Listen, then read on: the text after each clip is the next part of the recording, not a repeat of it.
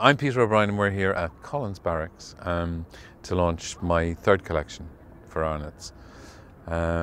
This is always the hard part. People ask you, where does it spring from or what's the departure point? For me, designing is such an instinctive thing. It's a bit like, I don't know, scratching my head. So I rarely analyze it. It usually starts with fabric. I had been working on another project for the States, and I'd visited McGee's factory up in Donegal and had seen some tweed, which I thought was rather lovely, and a sort of light bulb went off in my head, and I thought it'd be really nice to use some tweed in the Arnotts collection. So Arnotts is an Irish department store, use Irish fabrics. That was kind of the first thing. And the other thing is, I think when you've been doing it as long as I have, really what you try and do is, Christian Lacroix once said that, you tell the same story every season but with different words. And then he said, no, is it a different story with the same words? And I kind of feel the same. I think you have a kind of a handwriting, and all you really try and do is push it a bit forward each season, rather than reinvent the wheel. I suppose the big difference this season is I was really tired of very, very, very tight clothes. They seem to me to look incredibly old-fashioned all of a sudden, the way things, things are cyclical.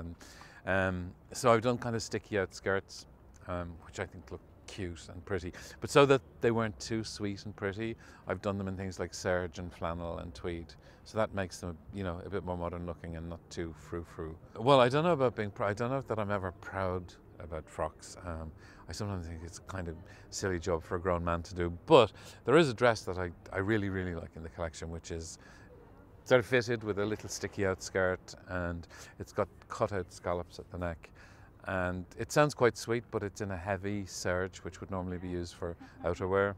So that sort of takes the sweetness out of it. I like that dress, that's cute. I would never presume to tell anybody what to wear. I think, it's so subjective. I've always been a believer in less is more. I like less. I always think less. And I think even less is even more. We sort of live in an age where the reigning aesthetic is one of glamour.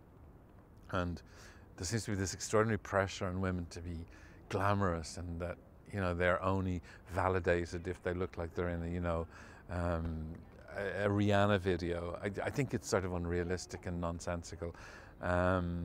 No, I would never tell any. I think people should wear what they want and what they feel comfortable in.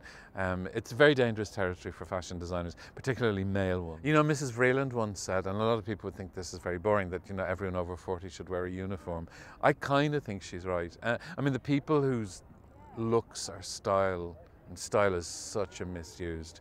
In fact, the word has become so meaningless now, it's sort of devalued totally. But people who look really stylish always look like themselves.